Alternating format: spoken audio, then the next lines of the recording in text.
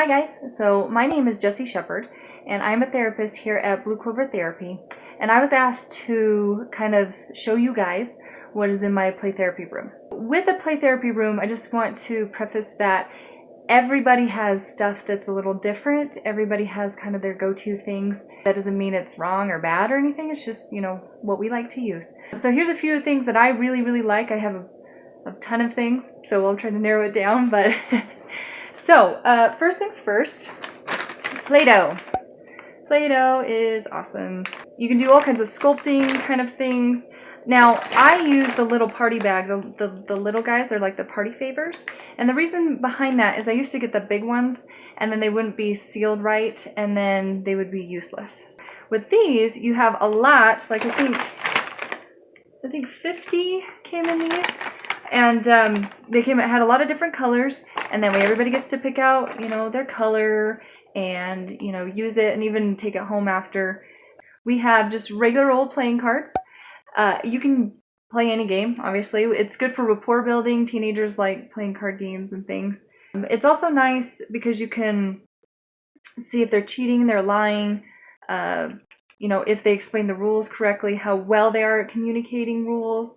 So for rapport building, we're kind of bringing up different topics and kind of seeing where it leads. I have Would You Rather, which is kind of funny because I have would you rather have rainbow colored hair or always have braces on your teeth? And kind of lead questioning if you're looking for something specific or if we're dealing with a bully situation. Next up, we have Little Animals, and they are awesome.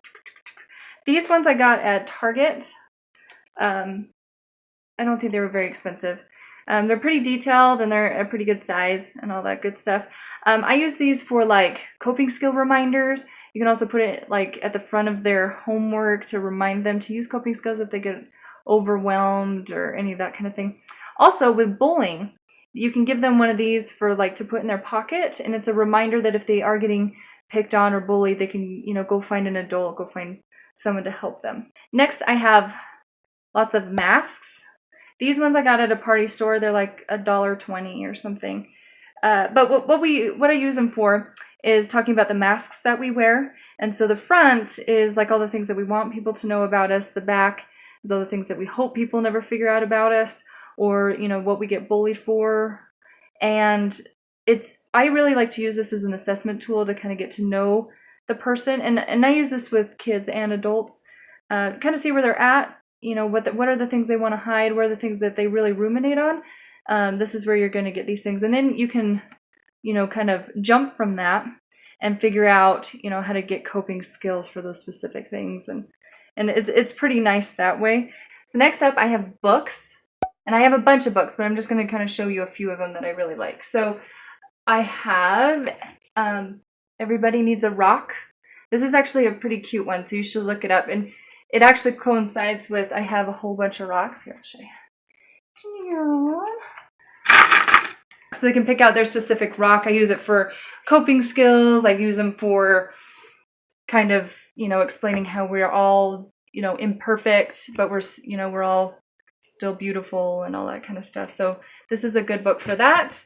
I also have lots of coloring books kind of thing. This is an adult coloring book. You can have them use it as a coping skill, or you can use it as kind of a mind clearing kind of process to kind of give them that understanding where you kind of hyper focus on something. Coloring books are always good.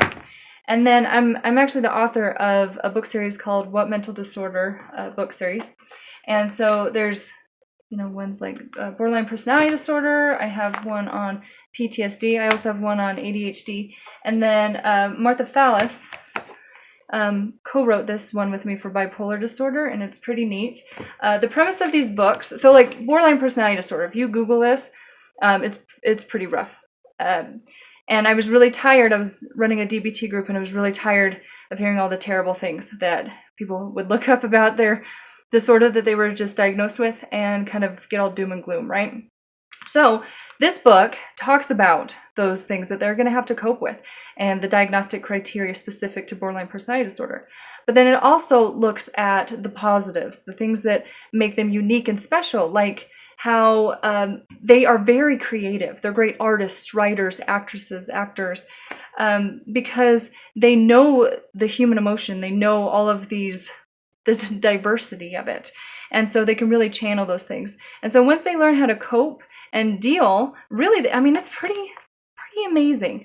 And so we don't give people enough credit who are dealing with mental health, because surprise, we're all dealing with our own mental health stuff. Sorry. So I have lots and lots and lots and lots of art supplies. So I have crayons, I have markers, I have construction paper, I have glitter, I have stickers, you name it. Also, I have lots of games. And we like to think of games as like a rapport builder, but they are so much more than that. So with play therapy items, you need to know exactly why you are implementing everything that you're doing. You need to know why you are coloring. You need to know why you're reading a book. You need to know why you're playing with little animals, right? The same with the board games, where yes, we're building rapport, but like I use Life on Earth, the memory game, for like attention problems, for if they've had a head injury, if there's, you know, stuff going on in school, because I can get a good idea of their attention span based on a memory game. Also, I have Candyland Operation. Operation is awesome for abuse, and we can get into that with another video, but it's really quite remarkable. Candyland, you can cheat at it and see how that goes. Yeah, try cheating. That's pretty cool. So see if they hold you to the rules, if they start cheating too. It's just awesome. So know why you're using every single thing that you're doing. So next we're going to get into sand tray. So I have mine in this little bin here, and a lot of times people, you know, keep their animals on a shelf or that kind of thing. I just keep it in a bin. Now, I like to scatter them out as they're about to do a sand tray so they can see all of the toys. And if you see them just starting to shovel them into the sand tray, that's a good indication that there's chaos in their life, and that's a good thing to address. Sand tray is its own animal, but I'll show you kind of what I use. So I have worked with lots of different sand trays with, like, you know, the tables and all of that, and that's not my preferred method, I guess. What I like is, so I got this little under the bed bin kind of deal, and what I like about this is you can put a lid on it, and it just, you know, has the handle, and then wham, you got yourself a sand tray. It's already on the ground for your little folks, and then you kind of, if you're using sand tray with an adult, you just get down on the ground, and it's a good way to do that. And then when you were done, so we're done with our sand tray, you lock it up, and then whoop, just like that. And then you're done with your sand tray, and it's all cleaned up. So with all of this, as you guys are, you know, exploring and getting new things for your play therapy room, always be on the lookout for everything. You know, whether you're going to like a yard sale or a toy store, or just kind of noticing, you know, what kids are liking nowadays, that kind of thing, just to add to your stuff, because as you're going through things, it's nice just to have things on hand. Like as you're going through therapy sessions, it's good just to have things on hand that you're like, oh, I can use this for that, or, you know, I can explain this better if I have balloons, or, you know, whatever. If you guys have any questions or comments, you can go to blueclovertherapy.com.